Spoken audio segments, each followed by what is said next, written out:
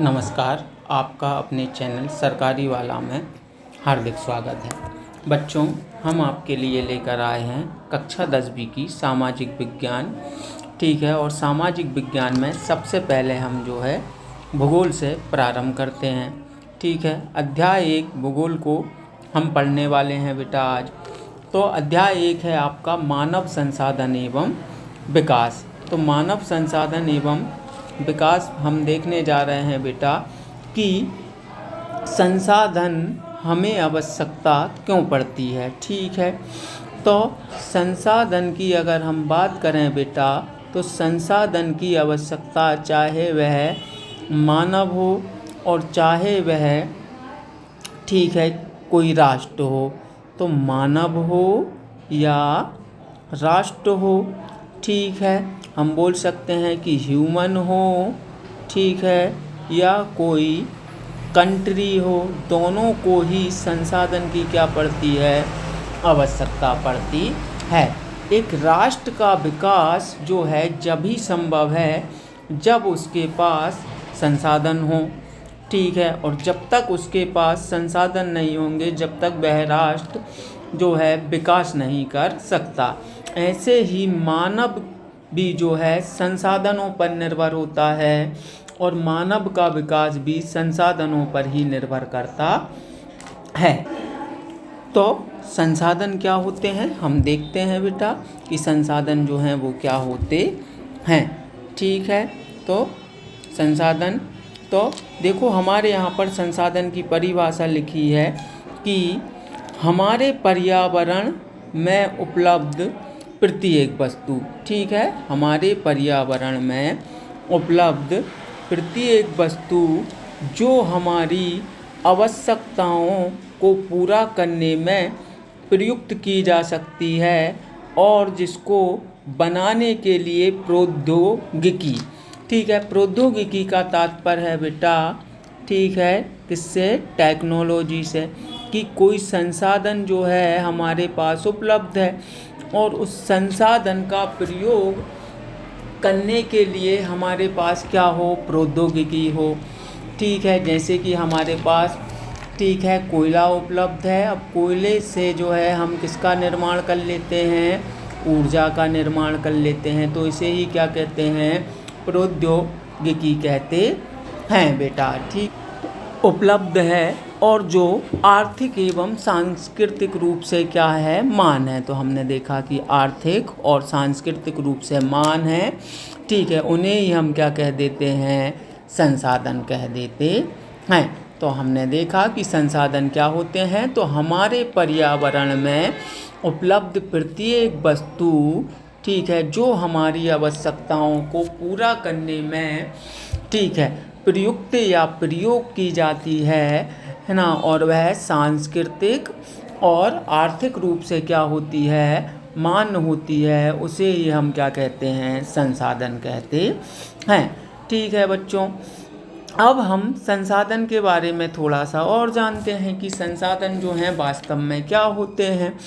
तो संसाधन को जो है बेटा मुख्यतः 2 भागों में बांटा गया है। ठीक है, कौन कौन से, ठीक है, तो एक संसाधन जो होता है वह होता है प्राकृतिक संसाधन। ठीक है, और दूसरा जो होता है वह होता है मानवीय संसाधन। प्राकृतिक संसाधन और मानवीय संसाधन। संसाधन का एक तीसरा रूप और बताया गया है, मानव स्वयं जो है एक क्या होता है, संसाधन होता है। तो हम बोल देते हैं कि संसाधन जो हैं मुख्यतः कितने प्रकार के होते हैं, 3 प्रकार के होते हैं। कौन कौन से बेटा, प्राकृतिक, मानव स्वयं संसाधन है, और अगला जो संसाधन है वह कौन सा संसाधन है, मानवीय संसाधन है। तो सबसे पहले जो हम देखने वाले हैं वह कौन सा संसाधन देखने वाले हैं, प्राकृतिक संसाधन देखने वाले हैं कि प्राकृतिक संसाधन जो होते हैं वह क्या होते हैं। तो सबसे पहले हम क्या देखेंगे बेटा, प्राकृतिक संसाधन। तो प्राकृतिक संसाधनों की अगर हम बात करें, ठीक है, इन्हें ही हम बोल देते हैं नेचुरल रिसोर्सेज बेटा, ठीक है। तो वे संसाधन, ठीक है, जो प्रकृति से लिए गए हैं या प्राकृतिक संसाधन कहलाते हैं। हम बोल सकते हैं कि ठीक है, ऐसे संसाधन बेटा, ऐसे संसाधन, ठीक है, जो हमें प्रकृति से प्राप्त होते हैं, प्रकृति से प्राप्त होते हैं, ऐसे संसाधनों को जो है हम क्या कहते हैं, प्राकृतिक संसाधन कहते हैं। अब प्राकृतिक संसाधनों को भी जो है दो भागों में बांटा गया है, ठीक है। कौन कौन से बेटा, ठीक है, तो प्राकृतिक संसाधनों के दो भाग जो हैं, नंबर एक जो है बेटा वो है जैविक, ठीक है, और एक और जो होता है उसे बोलते हैं अजैविक, ठीक है। तो प्राकृतिक संसाधनों को कितने भागों में बांटा गया, दो भागों में, जैविक और एक अजैविक, ठीक है। ये रहा हमारा जैविक संसाधन और दूसरा वाला अजैविक संसाधन, ठीक है। तो सबसे पहले हम देखते हैं जैविक संसाधन। तो जैव संसाधनों की प्राप्ति जीव मंडल से होती है और इसमें जीवन व्याप्त है, ठीक है। जैविक संसाधन को हम क्या बोल देते हैं कि ऐसे संसाधन जिनमें जीवन जो होता है वो क्या होता है, व्याप्त होता है, जैविक संसाधन कहलाते हैं। जैसे कि वन, ठीक है, पशु, ठीक है, और मानव, ठीक है। मानव में भी जीवन व्याप्त है, पशु में भी जीवन व्याप्त है और वन में भी जो है वह जीवन व्याप्त है। तो हम इन संसाधनों को किसके अंतर्गत रखते हैं, जैविक संसाधनों के अंतर्गत रखते हैं। अब अजैविक संसाधन क्या होते हैं, तो अजैविक संसाधन की अगर हम बात करें तो अजैविक संसाधन जो होते हैं, ठीक है बेटा, कि अजैविक संसाधन में, ठीक है, अजैव संसाधन में वे सभी आते हैं जो निर्जीव वस्तुओं से बने होते हैं। हमने देखा कि अजैव संसाधन में वे सभी चीज़ आती हैं जो निर्जीव वस्तुओं से बनी होती हैं। जैसे कि चट्टान जो है आपकी, ठीक है, निर्जीव वस्तु है तो उसे हम किस में रखेंगे, अजैविक संसाधन में रखेंगे। भूमि जो है वह भी जो है निर्जीव वस्तु है तो अजैविक संसाधन में आएगी। जल, ठीक है, मृदा आदि ये सारी चीज़ें जो है किस में आती हैं, अजैविक संसाधन में आती है, ठीक है। तो हमने देखा कि प्राकृतिक संसाधन क्या होते हैं, तो ऐसे संसाधन, ठीक है, जो हमें प्रकृति से प्राप्त होते हैं उन्हें हम प्राकृतिक संसाधन कहते हैं। फिर हमने देखा था कि प्राकृतिक संसाधनों को भी दो भागों में बांटा गया था, एक था जैविक और दूसरा अजैविक। जैविक संसाधन हमने देखा कि ऐसे संसाधन जिनमें जीवन व्याप्त होता है, ठीक है, उदाहरण में वन, पशु, मानव। और अजैविक संसाधन ऐसे संसाधन जो निर्जीव वस्तुओं से बने होते हैं और जिनमें जीवन व्याप्त नहीं होता है, जैसे कि चट्टान, भूमि, जल, मृदा आदि, ये जो हैं अजैविक संसाधन के उदाहरण हैं। अब यह दोनों संसाधन कौन कौन से बेटा, अभी हमने देखे कौन कौन से दोनों संसाधन देखे थे, तो हमने देखे थे जैविक और अजैविक, ठीक है। तो चाहे वह जैविक हो और चाहे वह कौन सा हो, अजैविक हो, ठीक है। तो दोनों संसाधनों को जो है हम किस में रखते हैं, उत्पत्ति के आधार पर संसाधनों में रखते हैं। किस में रखते हैं, उत्पत्ति के आधार पर संसाधन, ठीक है। दोनों संसाधन किसके अंतर्गत आएंगे बेटा, उत्पत्ति के आधार पर संसाधन, ठीक है बच्चों। अब हम अगले पेज पर चलते हैं, ठीक है। अब आगे बताया गया है कि समाप्ता के आधार पर संसाधन, अगले संसाधन किस आधार पर बताए गए हैं, समाप्तता के आधार पर संसाधन। तो समाप्तता का अर्थ क्या होता है बेटा? देखो, तो समाप्तता का अर्थ है पुनः प्राप्ति या ना प्राप्ति। मतलब हम कह सकते हैं कि ऐसे संसाधन जिनको हम पुनः प्राप्त कर सकते हैं और कुछ ऐसे संसाधन होते हैं जिनको हम पुनः प्राप्त नहीं कर सकते हैं, उन्हें ही हम किसके अंतर्गत रखते हैं? समाप्तता के आधार पर संसाधन के अंतर्गत रखते हैं। तो समाप्तता के आधार पर जो है बेटा संसाधनों को दो भागों में बांटा गया है। कौन कौन से दो भाग? तो हम अभी देखते हैं बेटा। एक जो है नवीनीकरणीय, एक कौन सा होता है? नवीनीकरणीय संसाधन, ठीक है। और दूसरे को बोलते हैं अनवीनीकरणीय संसाधन, करणीय संसाधन, ठीक है। तो समाप्तता के आधार पर संसाधन जो होते हैं वह कितने प्रकार के होते हैं? दो प्रकार के होते हैं। एक को बोलते हैं नवीनीकरणीय और दूसरा जो होता है वह होता है अनवीनीकरणीय संसाधन, ठीक है। अब नवीनीकरणीय संसाधन जो होते हैं बेटा वह क्या होते हैं? सबसे पहले जो है हम इनको देखते हैं कि नवीनीकरणीय संसाधन क्या है भैया, ठीक है। तो वे संसाधन जिन्हें भौतिक, रासायनिक या आंतरिक, है ना बेटा, ऐसे संसाधन जिन्हें भौतिक, ठीक है, या हम बोल सकते हैं रासायनिक, या हम बोल सकते हैं यांत्रिक, ठीक है। तीनों क्रियाएं भौतिक, रासायनिक और आंतरिक प्रक्रियाओं द्वारा पुनः प्राप्त किया जा सकता है, उन्हें हम क्या कहते हैं बेटा? नवीनीकरणीय संसाधन कहते हैं, ठीक है। या बोल देते हैं रिन्यूएबल रिसोर्सेज कहलाते हैं, ठीक है। उदाहरण के लिए सौर ऊर्जा, सूरज जो है हमें लगातार ऊर्जा दे रहा है और सूर्य की ऊर्जा जो है कभी भी समाप्त नहीं होने वाली है। पवन ऊर्जा, ठीक है, जल और वन, ये सारे जो हैं किसके उदाहरण हैं? नवीनीकरणीय संसाधन के उदाहरण हैं, ठीक है। फिर हम आगे देखते हैं दूसरे वाले जो संसाधन हैं वह कौन से हैं? अनवीनीकरणीय संसाधन हैं। तो अनवीनीकरणीय में वे संसाधन जिन्हें प्रक्रियाओं द्वारा पुनः प्राप्त नहीं किया जा सकता, अनवीनीकरणीय संसाधन कहलाते हैं, ठीक है। उदाहरण में इसमें क्या आ जाएगा? जैसे खनिज, ठीक है, जीवाश्म ईंधन, ये दोनों चीज़ें जो है किसमें आती है आपकी?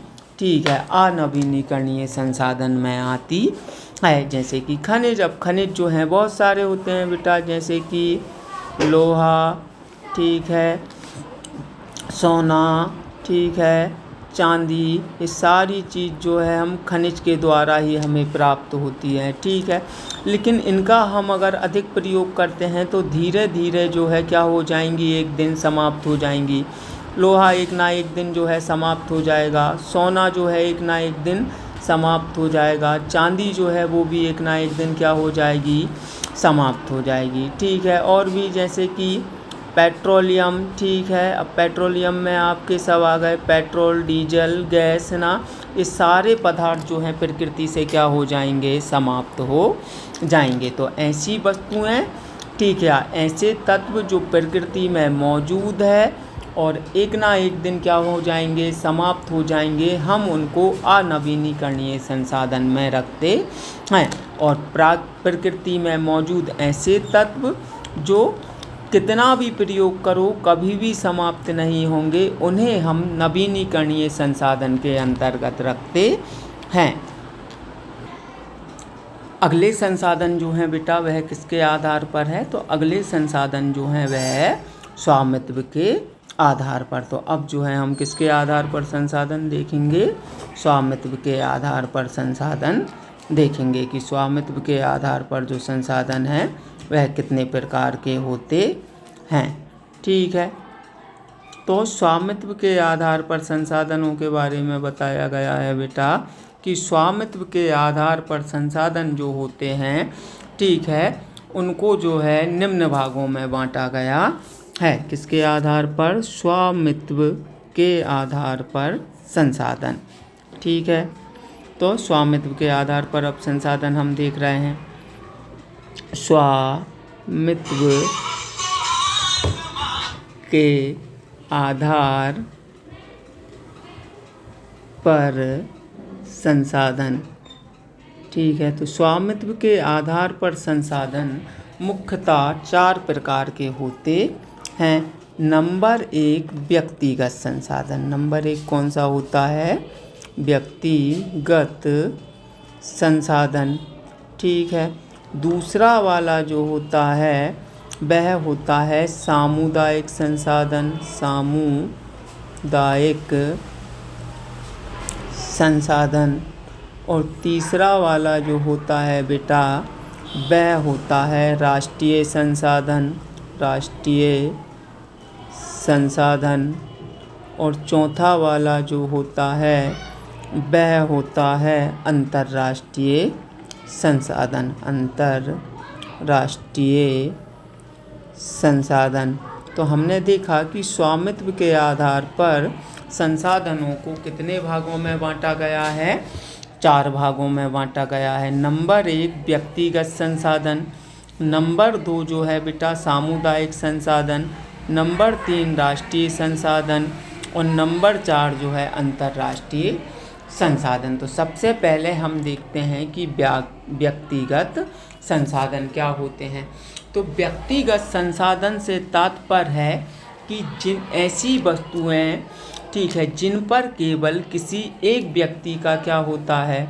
अधिकार होता है, उन्हें हम क्या कहते हैं? व्यक्तिगत संसाधन कहते हैं। जैसे कि उदाहरण में क्या हो जाएगा बेटा, ठीक है, किसी किसान की भूमि, ठीक है, किसी किसान की भूमि, ठीक है। अब किसी किसान की भूमि जो है वो उसकी ही है, ठीक है। तो वह कैसी संपत्ति हुई? व्यक्तिगत संपत्ति हुई। और व्यक्तिगत संपत्ति ही जो है किसके अंतर्गत आती है?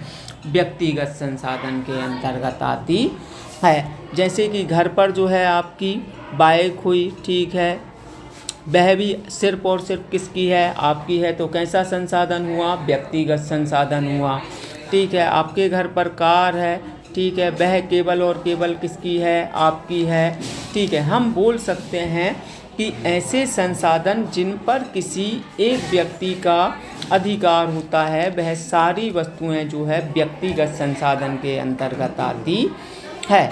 अब सामुदायिक संसाधन, तो सामुदायिक संसाधन जो होते हैं क्या होते हैं? सामुदायिक का मतलब होता है सभी का अधिकार हो। हम बोल सकते हैं ऐसी वस्तुएं जो सरकारी होती हैं। कैसी होती हैं? सरकारी होती हैं।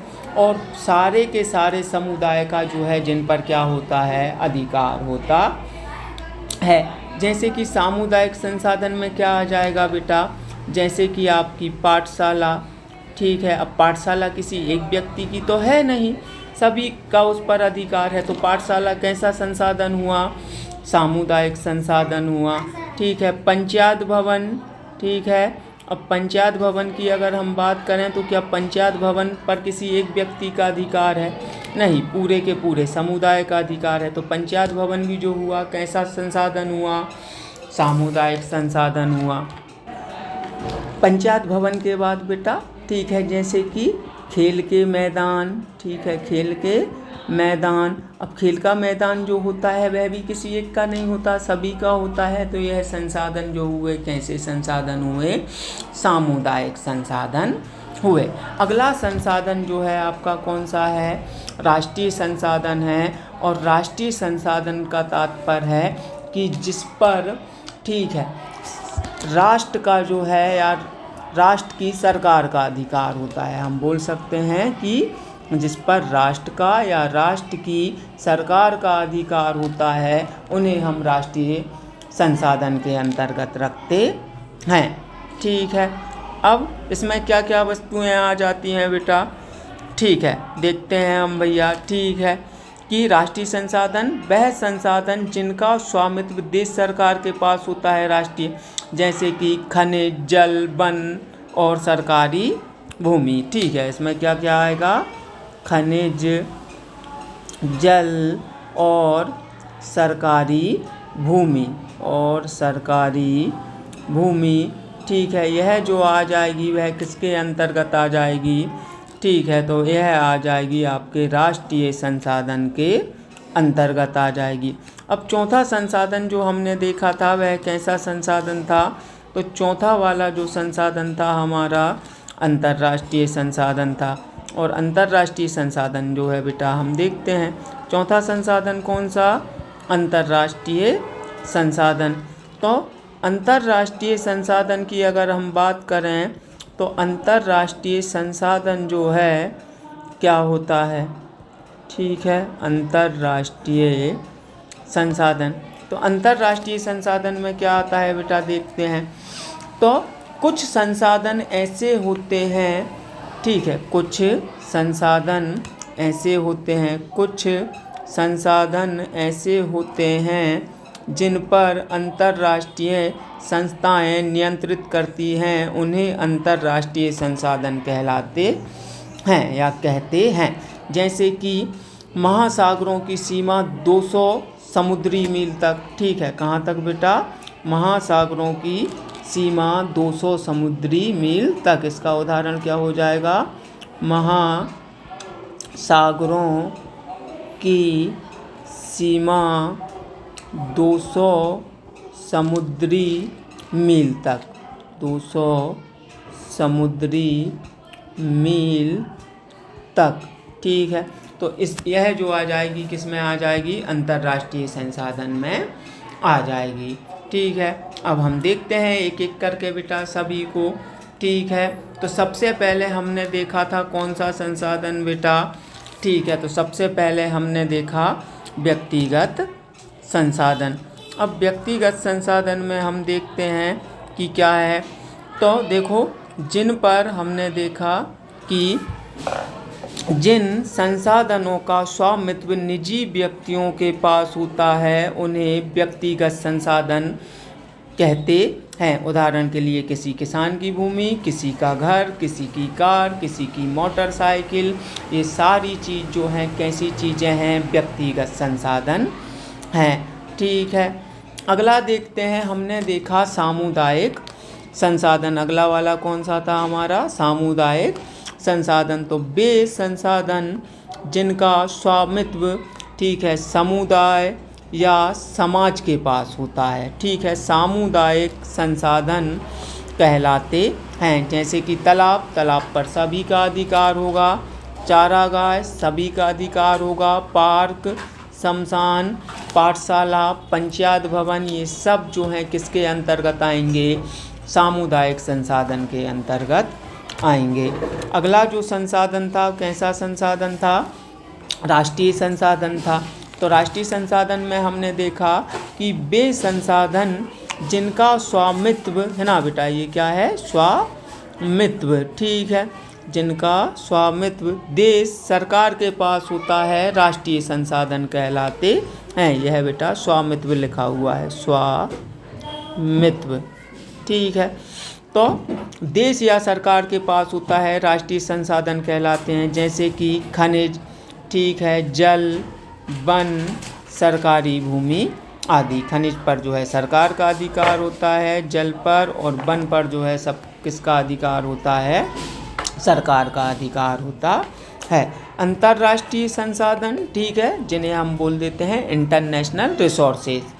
ठीक है, तो कुछ संसाधन हमने अभी देखा कि कुछ संसाधन ऐसे होते हैं जिन पर अंतर्राष्ट्रीय संस्थाएं नियंत्रित करती हैं, उन्हें अंतर्राष्ट्रीय संसाधन कहते हैं। जैसे उदाहरण में हमने देखा 200 समुद्री मील तक का अधिकार है ना देश को नहीं है। ठीक है, तो ये सब चीज़ें जो है किसके अंतर्गत आती है? अंतर्राष्ट्रीय संसाधन के अंतर्गत आती। अगला जो है बेटा, अब इसके बाद हमें क्या बताया गया है? एजेंडा 21। तो एजेंडा 21 क्या था भैया, है ना बेटा, या एजेंडा 21 के बारे में हम क्या जानते हैं। तो देखो एजेंडा 21 को हम समझते हैं कि एजेंडा 21 जो है वो क्या है, ठीक है। तो 1922 की बात है, बात कब की है बेटा, 1922 की, ठीक है। एजेंडा 21 जो है कब की बात है, 1922 की। तो 1922 में ब्राज़ील के एक शहर, ठीक है, कहाँ पर हुआ था ये बेटा, तो ब्राज़ील का जो था एक शहर था, ब्राज़ील का एक शहर जिसका नाम था Rio de Janeiro, Rio de Janeiro.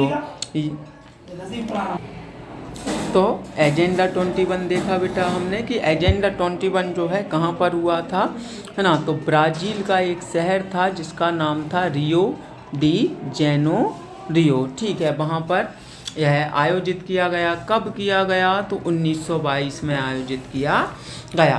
तो 1922 में ब्राज़ील के शहर, ठीक है, रियो डी जेनेरियो में संयुक्त राष्ट्र पर्यावरण और विकास सम्मेलन के दौरान राष्ट्र अध्यक्षों द्वारा, ठीक है, एजेंडा 21 स्वीकार किया गया। तो 1922 में जो है, ठीक है, ब्राज़ील का एक शहर था जिसका नाम था रियो डी जेनेरियो। वहाँ पर सभी देशों के राष्ट्राध्यक्ष बुलाए गए और उन्होंने इस एजेंडे पर जो है क्या किए बेटा, हस्ताक्षर किए, ठीक है। तो भूमंडलीय, इस एजेंडे का उद्देश्य क्या था बेटा, तो भूमंडलीय सतत पोषणीय विकास प्राप्त करना, ठीक है। जैसे कि पर्यावरण को नुकसान हो रहा है तो पर्यावरण को बचाना, ठीक है। पर्यावरण में और भी किसी प्रकार की बाधाएं जो आ रही हैं, जैसे कि CO2 की मात्रा बढ़ रही है, कार्बन डाइऑक्साइड की, ठीक है, फिर ओजोन का जो क्षय हो रहा है उसको रोकना, ऐसे सारे मुद्दे जो हैं वो सब किसमें शामिल थे, तो एजेंडा 21 में शामिल थे। और इन एजेंडा 21 में, ठीक है, भूमंडल के सतत पोषणीय विकास पर क्या दिया गया, जोर दिया गया। यह एक कार्य सूची है, ठीक है, यहाँ पर बताया गया है कि यह जो है एक कार्य सूची है जिसका उद्देश्य, ठीक है, समान हितों, पारस्परिक आवश्यकताओं तथा सम्मिलित जिम्मेदारियों के अनुसार विश्व सहयोग के द्वारा, ठीक है, पर्यावरण क्षति, गरीबी व रोगों से निपटना है। तो एजेंडा 21 का उद्देश्य है कि पर्यावरण की जो क्षति हो रही है उस क्षति को रोका जाए, ठीक है, गरीबी को रोका जाए व रोगों से निपटने के लिए एजेंडा 21 को बनाया गया था। इसका उद्देश्य है कि प्रत्येक स्थानीय निकाय अपना एक एजेंडा 21 तैयार करे, ठीक है। इसका उद्देश्य है कि प्रत्येक स्थानीय निकाय अपना स्वयं का जो है एक एजेंडा 21 क्या करे बेटा, तैयार करे। तो आपको ध्यान रखना है कि एजेंडा 21 जो है कहाँ पर हुआ था, ठीक है, तो रियो डी जेनेरियो में हुआ था। रियो डी जेनेरियो जो है कहाँ पर है, तो ब्राज़ील में है। कब हुआ था, तो 1922 में हुआ था, ठीक है। इसका उद्देश्य क्या था, तो भूमंडलीय सतत, ठीक है, सतत पोषणीय विकास, ठीक है। इसका उद्देश्य क्या था बेटा, तो भूमंडलीय सतत पोषणीय विकास जो था वो एजेंडा 21 का क्या था, उद्देश्य था। तो एजेंडा 21 के बारे में बेटा हमने देखा कि ठीक है, यह 1922 में हुआ था, ब्राज़ील के शहर रियो डी जेनेरियो में हुआ था। सभी राष्ट्र के राष्ट्राध्यक्षों ने, ठीक है, इस पर हस्ताक्षर किए थे और इसका उद्देश्य जो था वह भूमंडलीय सतत पोषणीय विकास को प्राप्त करना था, ठीक है। अब जो है हम इसके आगे देखते हैं कि एजेंडा 21 के बाद क्या है, ठीक है। तो एजेंडा 21 के बाद हमें बताया गया है मानव के लिए संसाधन की आवश्यकता क्यों पड़ती है। कहने का तात्पर्य है कि ठीक है, हमने देखा कि मानव है, अब इस मानव को जो है संसाधन की आवश्यकता आखिर क्यों पड़ती है भैया, ठीक है, कि क्या मानव जो है बिना संसाधन के नहीं रह सकता। तो देखते हैं कि मानव के लिए तो संसाधन, ठीक है, चाहे प्राकृतिक हो या चाहे मानव निर्मित, हमने देखा कि संसाधन जो है मुख्यतः दो प्रकार के होते हैं बेटा, ठीक है। कौन कौन से होते हैं? तो हमने देखा प्राकृतिक भी होते हैं और कौन से होते हैं, मानव निर्मित भी होते हैं। तो संसाधन के दो भाग कौन कौन से हमने देखा, प्राकृतिक होते हैं, ठीक है, और कौन से होते हैं, मानव निर्मित होते हैं, ठीक है। संसाधन दो भागों में बटे थे, एक प्राकृतिक, ठीक है, और दूसरा वाला जो है वह कौन सा, मानव निर्मित, ठीक है। तो प्राकृतिक संसाधन और कौन से संसाधन, मानव निर्मित संसाधन, ठीक है। तो प्राकृतिक हो या मानव निर्मित हो, ठीक है, निर्मित हो, राष्ट्रीय हो या किसी भी राष्ट्र की प्रगति के लिए आवश्यक है। कहने का तात्पर्य है कि संसाधन के बिना किसी भी राष्ट्र की जो है वह क्या नहीं हो सकती है, प्रगति नहीं हो सकती है। तो किसी भी राष्ट्र के विकास में जो योगदान है वह किसका है, तो वह जो है बेटा किसका है, संसाधन का है। संसाधन के बिना किसी राष्ट्र का विकास जो है वह क्या नहीं है, संभव नहीं है। आगे देखते हैं, मनुष्य की संपन्नता इसी पर निर्भर करती है तथा मनुष्य को निम्न कारणों से इन संसाधनों की आवश्यकता है। हमने देखा कि भैया ठीक है बेटा, मानव को भी संसाधन की आवश्यकता पड़ती है, ठीक है, और कौन कौन से कारण हैं जिस वजह से मानव को इन संसाधनों की आवश्यकता पड़ती है।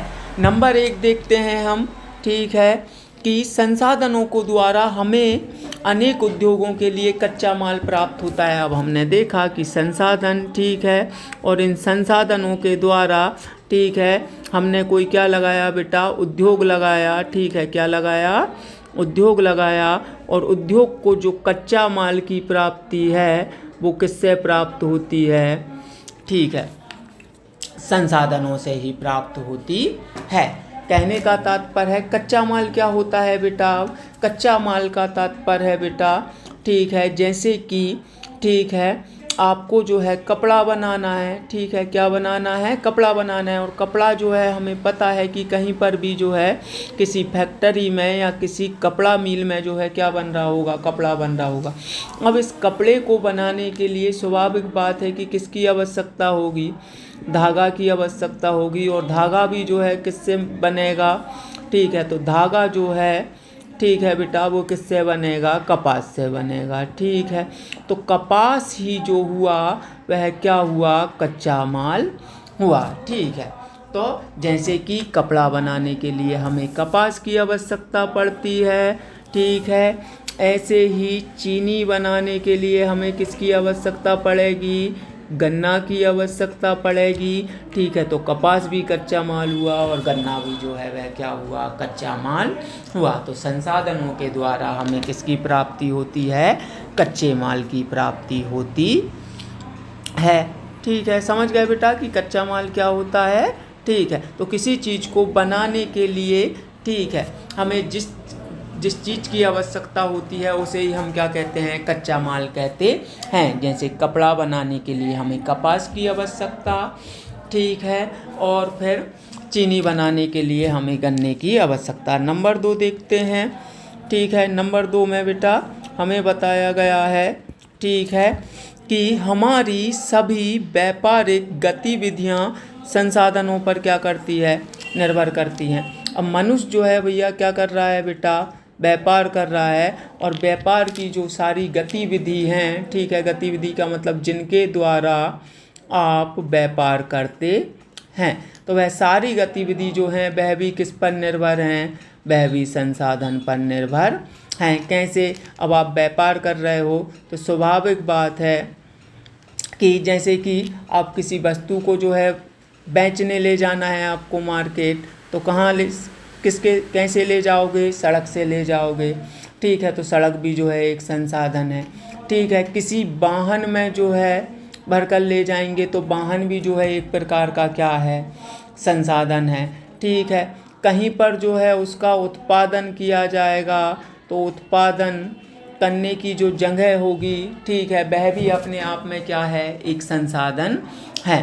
तो व्यापार की जो गतिविधियां हैं, हम बोल सकते हैं कि हमारी सभी व्यापारिक गतिविधियां किस पर निर्भर करती हैं, संसाधनों पर निर्भर करती हैं। नंबर 3, ठीक है, बहुत से प्राकृतिक संसाधन, अब प्राकृतिक मतलब जो प्रकृति से प्राप्त होते हैं, जैसे वन आदि पर्यावरण के संतुलन को बनाए रखते हैं। बहुत से ऐसे संसाधन हैं जिनका हम बोलते हैं कि भैया हमारे जीवन में इनका किसी प्रकार का कोई उपयोग नहीं है, जैसे कि हम पेड़ को उपयोगी नहीं समझते, लेकिन वन अब जो है हमारे पर्यावरण को स्वच्छ व संतुलित बनाए रखने में क्या करते हैं, सहायता करते हैं, ठीक है। फिर बहुत सी सेवाएं जैसे कि बैंकिंग, इंजीनियरिंग, स्वास्थ्य सेवाएं इन्हीं पर क्या करती हैं, निर्भर करती हैं, ठीक है। बैंक जो है वह भी एक क्या है, संसाधन है, मानव की आवश्यकता की पूर्ति करता है। जैसे बैंक से आप क्या कर सकते हैं, लोन ले सकते हैं आवश्यकता के समय,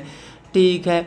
स्वास्थ्य सेवाओं की अगर हम बात करें तो स्वास्थ्य सेवाएं भी जो है वह मानव की आवश्यकताओं की क्या करती हैं, पूर्ति करती हैं। तो ऐसी सारी चीज़ें जो मानव की आवश्यकताओं की क्या करती हैं, पूर्ति करती हैं, उन्हें हम क्या कहते हैं, संसाधन कहते हैं। और मानव के लिए संसाधनों की आवश्यकता क्यों पड़ती है, हम ये देख लिए हैं। क्यों पड़ती है, क्योंकि हमारी सारी, ठीक है, संसाधनों के द्वारा हमें अनेक उद्योगों के लिए कच्चा माल प्राप्त होता है। हमारी सारी व्यापारिक गतिविधियां संसाधनों पर निर्भर करती हैं।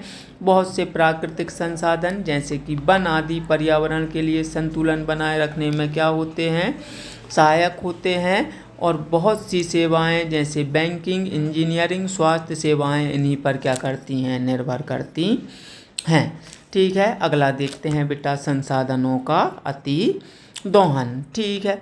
अति दोहन का तात्पर्य समझते हो, अति दोहन क्या होता है बेटा, संसाधनों का अति दोहन, ठीक है।